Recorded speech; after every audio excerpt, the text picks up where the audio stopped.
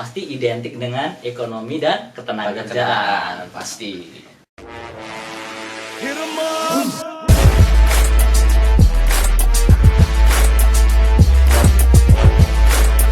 Halo Daboy, selamat datang di podcast Musuh Masyarakat di Ngasur, ngobrol di atas kasur. Wih. Dan kali ini aku kedatangan narasumber yaitu siapa namamu? Halo, perkenalkan namaku Nanda Putra Ramadan atau biasa dipanggil Nandol dari Jambi. Kuliah di Fakultas Kehutanan. Yoi. Udah Gini loh. Kuliah gimana Dol? Alhamdulillah nih udah semester 7 nih. Udah mulai nyusun skripsi lah ya. Skripsi, Anjay. pusing-pusing baru kekejar ya kan. Oke. Gini loh, mau nanya-nanya nih dikit-dikit ya kan, tipis-tipis aja. Gimana tuh? Kabar di Jambi gimana nih corona? Oh, di Jambi ya. Di Jambi nih kalau industrinya emang lagi macet. Ini kan gara-gara corona kan berdampak ke semua aspek kehidupan. Ekonomi Jambi Ekonomi Jambi kena banget sih. kena banget. Kena Jelas. banget. Ngomong-ngomong nih di perekonomian nih kan ada ketenagakerjaan. Nah, gimana tuh? UMR Jambi itu berapa dong? Kalau dibandingin Jogja, itu ibaratnya lumayan jauh lah. Jogja kan sekitar 1,82 juta dong. Kalau Jambi ini sudah sampai 26 mas bro. 2,6 bro. Jogja Ngeri berapa? kali. Jogja satu berapa? 16, 18, Nah, 1 sampai 6 sekitar itulah. Ya, sekitar itulah. Itu provinsi ya. Provinsi Jambi. Provinsi Jambi. Bayangkan kota segede Jogja. Itu cuma segini dan Jambi apa? 2,6. Hampir sejuta, Bro. UMR-nya. Ngomongin ketenagakerjaan, perekonomian pasti identik dengan ekonomi dan ketenagakerjaan. Pasti. Kerjaan tuh apa? Ini sepaham gua aja. Iya, Di edit sepaham di aja. atasnya ada tulisan nggak nanti nih di atas nih bisa ya, subtitle ya jelas. Ketenagakerjaan. Jadi ketenagakerjaan itu menurut Undang-Undang Nomor Asik. 13 Bukan teori ya. tahun 2013. Oke. Nah, 2013 ya. menurut Oke. menurut kalau nggak salah nih ya, ketenagakerjaan adalah Iya. tenaga kerja yang sedang bekerja atau ada hubungan kerja selama, sebelum dan sesudah masa kerjanya. Jadi ada kontrak. Ada kontrak. Kalau seumpamanya nih, kalau aku jadi pekerja, kalau tiba-tiba aku daftar di perusahaan, tiba-tiba aku mengundurkan diri tanpa sebab yang jelas, itu bisa masuk di ketenagakerjaan nggak? Itu aku dapat sanksi nggak sebenarnya kayak gitu tuh? Kalau kayak gitu menurutku Menurutmu kalau aja. udah dapat kontrak. Iya dapat kontrak. Oh jelas, Udah dapat. sanksi ya. Itu kan kontrak itu adalah tanda tangan di atas hitam di atas putih. Iya, Jadi jelas itu ada materinya. Kalau melanggar ya SOP. hukum berarti. Hukum bro. Gini loh. Bahas-bahas ketenagakerjaan. Tadi kan kayak baca-baca berita gitu. Gimana tuh? Baca-baca berita. Kan ada satu perusahaan es krim nih. Kayak Oh, sebut aja si A. Asi lah, IC. Saya kayak kenal ya. IC. Kita IC. pakai nama perusahaan es krim IC. namanya IC. Kan gini loh. Di perusahaan itu tuh kayak kesetaraan gender. Jangan bicarain kesetaraan gender dulu. Kemarin dengar nih ada pemecatan beberapa ratus langsung pekerja di situ. Menurutmu gimana tuh? Yang heboh Yang heboh banget tuh. Maya. Parah. Itu menurut berita yang aku baca itu berkaitan dengan upah, terus ada kesetaraan gender yang udah kau bilang tadi. Iya. Gini, kita bicara tentang itu tadi dulu, pemecatan tadi. Pemecatan. Kesetaraan gender kita kesampingan dulu, nanti kita bahas setelah ini. Oh, oke. Kalau pemecatan udah pasti ratusan ya. Iya, Itu kan ratusan. mungkin karena pandemi sekarang juga kan. Pandemi. Itu pasti berefek ke perusahaan tersebut. Terus mungkin dengar-dengar juga gara-gara mogok kerja gitu kayaknya. Mogok Dari kerja. tenaga kerjanya itu. Itu mogok kerja diakibatkan perusahaan AIS-nya atau pihak buruhnya sendiri.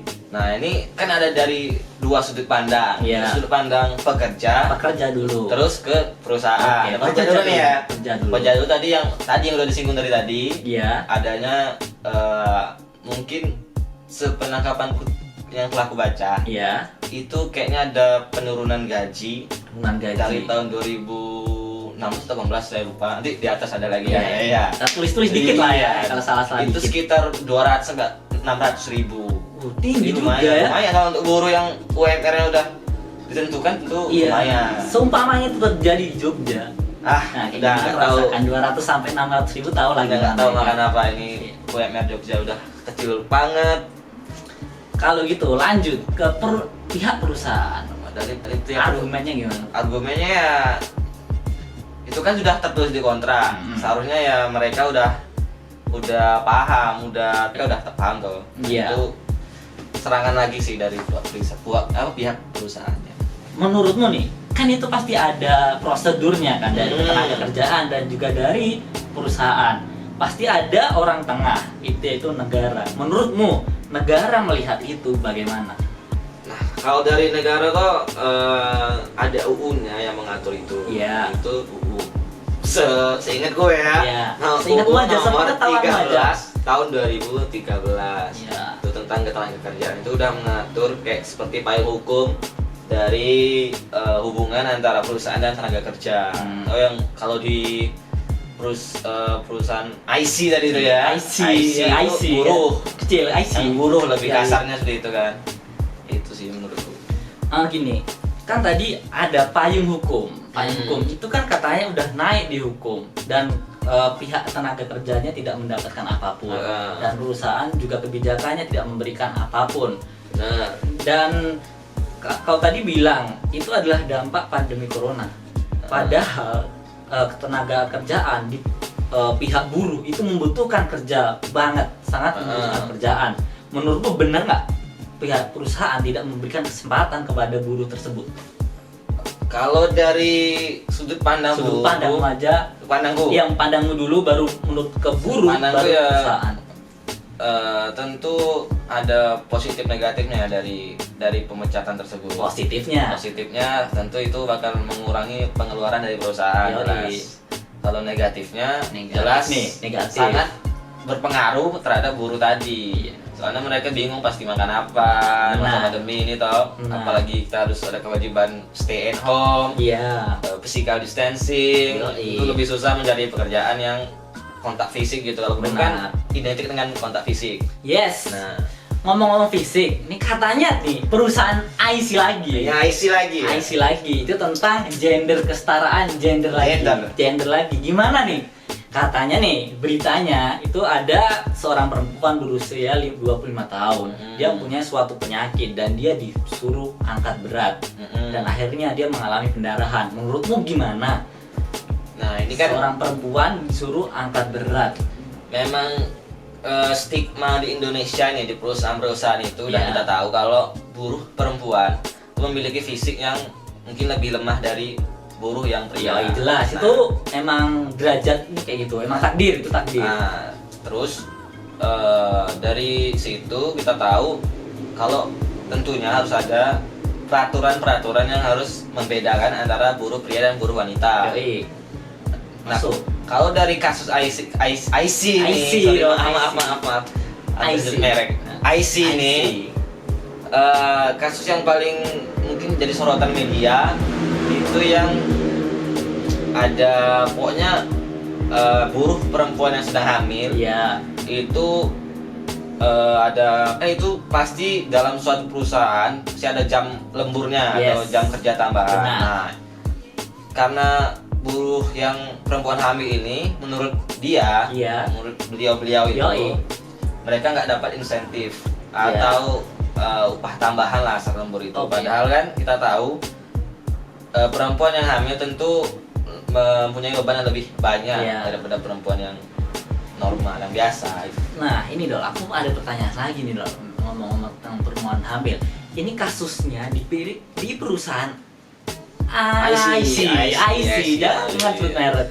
Perusahaan IC ini dia udah lebih dari 10 lah dia mengorbankan wanita seperti itu. Dia hamil dipekerjakan sampai lembur, padahal kalau tahu wanita hamil itu lebih lemah. Bahkan kondisi fisiknya lebih lemah daripada wanita yang biasa. Menurutmu gimana nih Dol?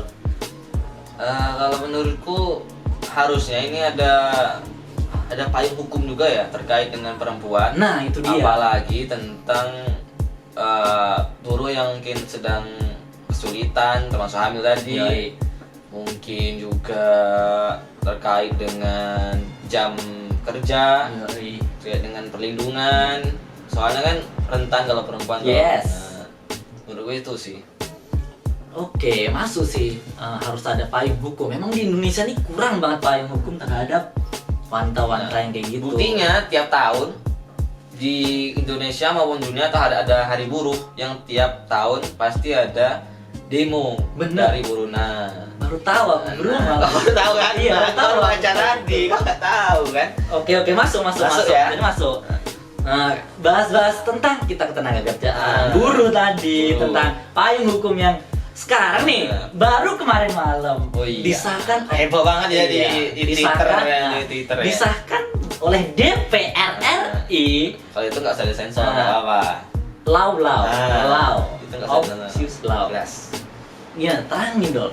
Gimana Dol menurutmu hukum itu diterapkan untuk sekarang? Buruh yang menderita tambah menderita. Nah, tambah menderita. Tambah Pakai menderita. tanda kutip harus. Tanda kutip harus Nggak gede. ada yang Tambah menderita. para Menurutmu? buzzer nih. Nah, menurutmu gimana tuh Dol? Kalau dari pihak saya Hmm. yang udah baca mungkin sekilas tentang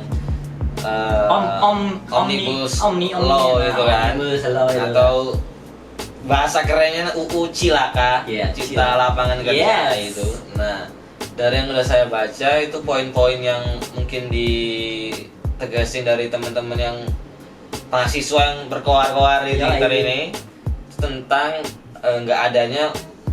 bukan nggak ada sih, kurang ditekankan upah pada apa ya itu buruh yang jam kerjanya melebihi waktu normal, Yes. kayak lembur gitu. Ya, lemburnya tidak diberikan nilai tambahan atau gaji tambahan. Benar. Terus Dol, kan aku omnibus law nih, aku baca-baca lagi nih tadi kan. Di situ tuh membahas kayak pekerja atau ketenaga kerjaan, orang yang bekerja gitu aja ya di suatu orang yang perusahaan, bekerja. dia bisa dikontrak seumur hidup. Menurutmu gimana tuh Dol? Oh gitu. Ada kayak gitu, Ada. dia dikontrak Oh. seumur hidup. Dan itu semakin menekan rakyat kecil dan akan menumbuhkan yang semakin besar. Penguasa akan lebih berkuasa. Itulah kenapa omnibus law itu dilarang. Kayak rakyat tidak setuju akan hal tersebut. Nah, banyak yang nggak setuju ya. Nah, menurutmu gimana tuh Dok? Kan udah tadi nih, udah lembur nggak ditambah gaji, terus seumur hidup tadi. seumur hidup kontrak, tentang seumur kontrak. hidup. Menurutmu setuju nggak Dok tentang kontrak itu? Oh, dari aku kontrak ini kan kalau seumur hidup berarti masih bisa diputus secara sepihak sama perusahaan. Iya, tapi kan Kalau melanggar. dari tenaga kerjanya tidak bisa memutus. Nggak bisa kalau dari tenaga kerjaan. Kan sebenarnya itu tuh seumur hidup tuh kata-kata untuk pekerja tetap ya nggak? Pekerja tetap. Tapi kan pekerja tetap punya hak untuk berhenti. Kalau kontrak kan tidak punya hak untuk berhenti.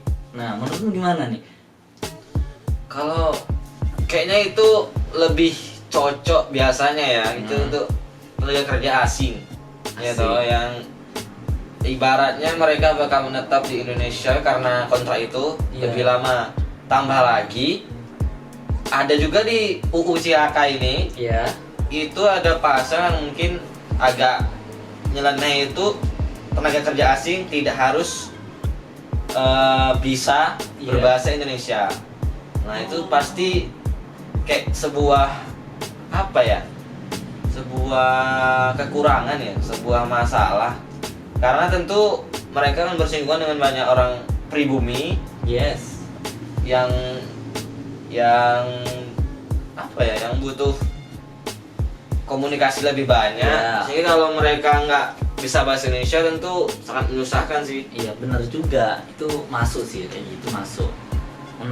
Kita ngomong-ngomong dari tadi kita ngomong omnibus law, menurutmu nih setuju nggak sama peraturan tersebut cilaka itu?